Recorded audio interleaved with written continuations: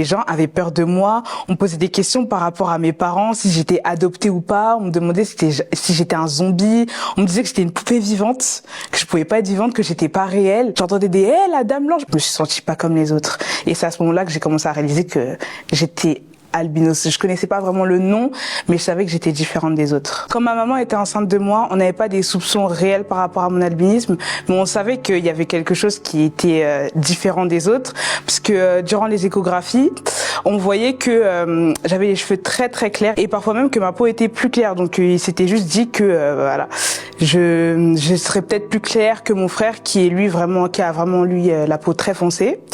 Et du coup, le jour de ma naissance, les infirmiers étaient très surpris.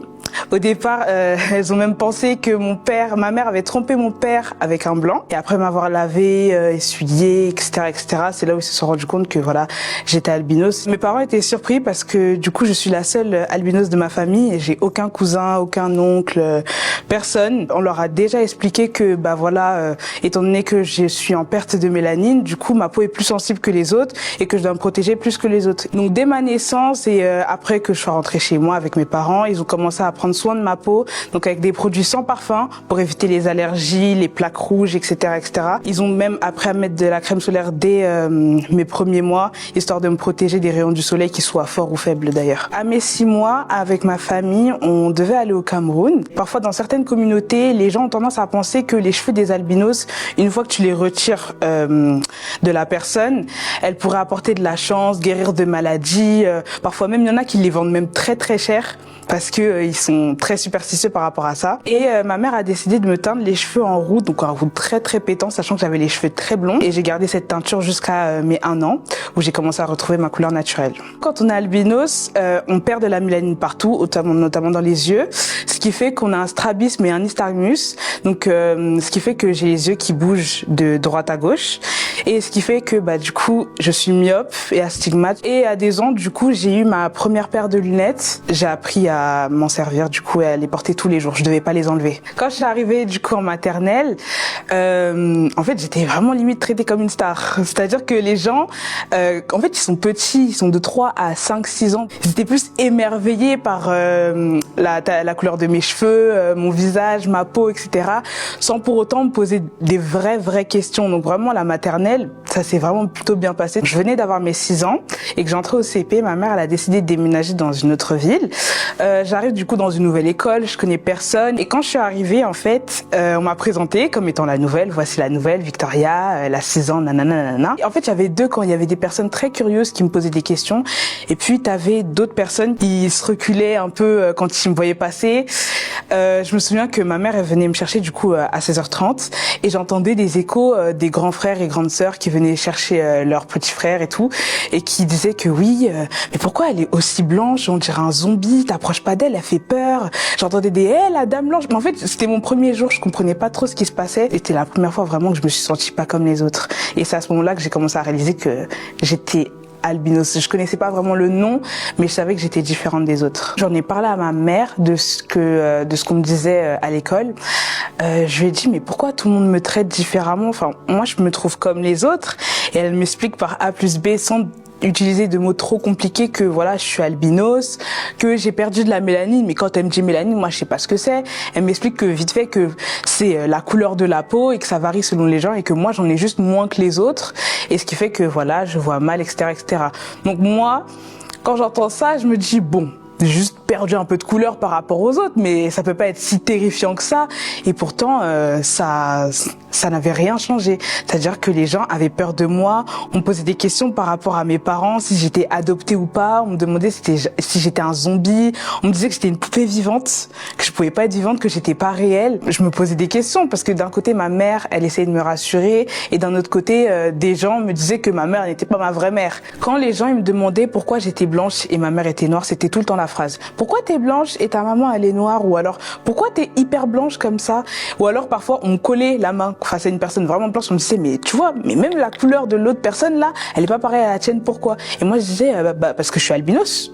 Et pour moi, c'était logique. Du coup, arrivé en primaire, on m'avait mis tout au fond de la classe, pendant que tout le monde était devant, et on me demande de lire quelque chose au tableau. Donc moi, je pensais que je pouvais y arriver. Je regarde le tableau, j'essaie de lire, mais je vois rien. je vois flou. Et je dis à la professeure, Madame, je vois pas. Et elle me dit, ah, on va te mettre devant. Et du coup, à la fin de la journée, elle en parle à ma mère. Ma mère lui explique que voilà, je suis albinos. Et de là, elle décide ensemble avec la directrice de l'école de me mettre une table personnelle, donc juste à moi, une table inclinée comme ça, pour éviter que je sois collée du coup au tableau, enfin à la table, et du coup que je me penche. Tout le monde a une table normale, plate, et moi je suis la seule avec une énorme table inclinée comme ça. C'est là où je me suis sentie un peu l'intrus. En fait, je voulais pas qu'on me remarque, et le fait d'avoir cette table, je me suis sentie, en fait, j'avais l'impression que tous les yeux étaient braqués sur moi. Quand je suis passée en CE1, pendant les vacances du coup scolaires, j'étais dans un centre de loisirs avec mes amis, et ils avaient décidé d'organiser une colonie de vacances où on partait à la mer. Donc moi je me suis dit j'ai trop bien, génial, sauf que je savais pas que ma mère avait donné des instructions très précises aux animateurs. Tout le monde allait se baigner, et moi l'animatrice elle me regarde et elle me dit je suis désolée mais ta mère elle veut pas que tu restes trop longtemps au soleil, donc ce qu'on va faire c'est que on va te laisser sous le parasol pendant que les autres iront à la mer. Moi je me suis dit mais c'est pas possible, j'ai ramené un maillot de bain, c'est pour aller à la mer, c'est pas pour rester sur la plage. Toutes les 30 minutes mettre de la crème solaire, tu restes à l'ombre pendant que tous tes amis sont en train de se baigner. On faisait du cheval, soit j'avais genre un énorme col roulé jusqu'ici alors qu'il fait 35 degrés, j'ai chaud. Soit par exemple quand on faisait de la marche à pied pendant au moins une demi-heure, je portais un parapluie. C'est vrai que quand tu regardes par exemple les autres enfants qui ont pas ce genre de choses, pas ce genre de trucs auxquels penser, tu te dis oh là là, leur vie elle doit être bien hein. Quand il y avait le soleil et que j'entendais toutes mes copines dire ouais venez, demande à notre maman on vient en jupe, on vient en débardeur et tout. Moi je demande à ma mère, elle me dit comment ça jupe, tu vas venir en col roulé, il y a le soleil qui va taper et tout. Et je me disais mais pourquoi elle fait ça? Enfin, j'ai déjà été exposée devant le soleil et j'ai pas attrapé le cancer de la peau. Du coup je me disais mais elle veut pas que je m'amuse. Enfin, elle me surprotège. Pour moi elle me surprotégeait. Quand j'étais avec mes cousins, mes petits cousins, parfois certaines personnes noires, bah pour eux j'étais pas comme eux vu que j'avais la peau blanche, j'avais les cheveux blancs, donc pour eux j'étais blanc. Et c'est vrai que moi du coup je me suis dit mais je suis blanche ou je suis noire? En fait je savais pas où est-ce que j'étais. Pourtant je savais de quelle origine j'étais, je savais que mes parents étaient noirs, mais pour moi j'étais pas noire, j'étais pas blanche, je savais pas qui j'étais en fait. Entrée en 6e, du coup j'avais plus ma table inclinée. T'as certaines personnes qui me connaissent depuis la primaire, donc qui savent qui je suis, qui savent que je suis albinos. Et puis t'as des nouvelles personnes qui me connaissent pas. Donc quand je passais dans les couloirs, les gens me regardaient, ils reculaient parce qu'ils pensaient que c'était contagieux, etc. Mais en vrai ça a vraiment commencé à se dégrader quand j'étais en 4e. Il y a des nouveaux qui arrivent et du coup ils créent un groupe dans la classe, un groupe sur Snapchat. Du coup moi on me met dans le groupe. Du coup moi je me dis je suis trop contente. On m'intègre dans la classe, trop bien et tout. On fait un appel dans la classe et là il y a un garçon, il monte la photo de classe et il zoome sur moi, il dit vous voyez elle c'est la fille la plus moche de la classe, et tout le monde a rigolé. Et moi j'ai coupé mon micro mais je rigolais pas du tout. Ils ont même pas prononcé le mot albinos, mais ils me faisaient comprendre que j'étais pas belle à cause de ça. Au-delà du fait que je sois albinos, j'avais l'impression d'être moche tout court. Toute l'année de 4e, en fait, j'ai essayé de lutter contre ça, de me défendre. Mais arrivé en 3e, j'étais épuisée. Je faisais en sorte d'être la plus discrète possible. J'essayais de pas me faire remarquer. J'ai eu des problèmes d'acné, vraiment de l'acné sévère quand j'étais au collège, surtout en 3e. J'avais peur qu'on se moque de moi et en fait moi le stress ça m'apporte de l'acné, donc j'avais de l'acné très sévère. Et quand je suis partie chez le médecin du coup, il me dit que voilà il faut que je traite mon acné, mais il me parle pas de mon albinisme. On prononce même pas le mot albinos, comme si j'avais peur que je le prenne mal, que ce soit un sujet tabou, alors que bon moi ça me fait pas de mal d'en parler, au contraire j'ai envie d'en savoir plus. Mais bon, on m'en a jamais parlé chez le médecin, vraiment jamais. J'en parle à ma mère, j'essaie de lui poser des questions et elle me dit, tu sais quoi, ta cousine, elle a fait des études de chimiste, surtout en cosmétique, elle va venir t'expliquer. Et elle m'explique que en fait, l'albinisme, c'est dû au gène, que du coup, si je suis albinos, c'est parce que mon père et ma mère ont le gène de l'albinisme et que du coup, grâce à ça, il y a 25% de chance pour que l'enfant des deux parents qui ont le gène soit albinos. C'est pour ça que moi, je suis albinos et que mes frères ne le sont pas parce qu'ils sont tombés sur les 75%. Et moi, les 25%. Je déménage en seconde. Donc j'arrive dans une nouvelle école et en fait, dans cette nouvelle école, je me dis, oh là là, il va se passer la même chose qu'en quatrième et en troisième. Du coup, j'arrive dans ma nouvelle classe et je suis surprise parce que on me pose pas de questions. Il y a personne qui, quand ils me voient, ils reculent ou alors ils disent que je suis contagieuse. Vraiment, les gens sont juste curieux et c'est à ce moment-là où j'ai vraiment commencé à me regarder me voir d'un autre œil, quoi. Fin seconde, déjà j'avais mis mon compte en public, je postais de plus en plus parce que j'étais plus à l'aise avec mon visage, mon corps, etc. Et ma cousine, elle me dit, voilà, je vais lancer ma marque et je veux vraiment que toi tu sois mon égérie parce que je te trouve trop belle. Et moi je suis choquée, je lui dis, elle est sûre qu'elle veut que ce soit moi? J'étais tellement stressée, je faisais que trembler, j'étais comme ça, je me disais, est-ce que ça va bien se passer et tout. Ma cousine, elle me regarde et elle me dit, mais ça va très bien se passer, t'es trop belle, la maquilleuse, elle t'a trop bien maquillée. On finit le shooting et quelques temps après, elle monte les photos et je me trouvais trop belle. Vraiment, c'est la première fois où je me trouvais vraiment belle et c'est là où je me suis dit, mais en fait, je peux m'exposer sur les réseaux sociaux, je peux devenir mannequin, voilà. Et du coup, j'ai posté les photos sur mes réseaux sociaux. Même en les postant, je tremblais un peu comme ça, je me disais, oh, peut-être on va me critiquer, peut-être on va dire que je suis moche, mais en fait, pas du tout. Tout le monde a aimé, j'ai jamais vu autant de partages sur ma tête.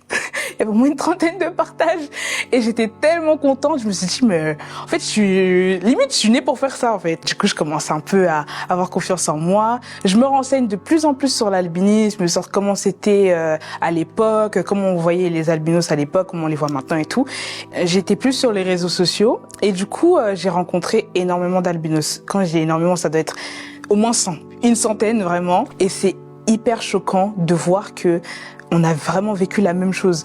Quand je leur dis, par exemple, on m'a comparé à la Dame Blanche. Oui, moi aussi, on m'a comparé à la Dame Blanche. Ou les gens se reculaient à chaque fois que je passais dans les couloirs. Ils me disaient, oui, mais moi aussi. Et je me suis rendu compte que, vraiment, je suis pas si seule que ce que je croyais. Et à partir de ce moment-là, je me suis dit, pour la journée internationale de la sensibilisation à l'albinisme, le 13 juin, j'étais en terminale, j'avais déjà bien grandi. Je me suis dit, pourquoi pas faire une vidéo avec tous les albinos que je connais. Et je les fais parler de tout ce qu'on voit pas sur Wikipédia. Et j'aimerais aussi faire prendre conscience à certaines personnes les paroles qu'ils peuvent avoir sur les gens albinos. Ça peut avoir des impacts et je voulais vraiment qu'ils parlent de ça et qu'ils parlent également de ce qui se passe en Afrique. On fait cette vidéo du coup et pareil, plein de gens qui savaient pas ce qui se passait, plein de gens qui étaient choqués de voir qu'on avait tous le même point commun, c'était au-delà de l'albinisme, c'était tout ce qu'on avait vécu durant notre enfance et même ce qu'on vit encore maintenant. Aujourd'hui, je suis toujours sur les réseaux sociaux, je suis aussi toujours modèle photo. C'est l'un des trucs que vraiment je pourrais pas lâcher. Chaque shooting que je vais, j'y vais avec le sourire, je suis contente.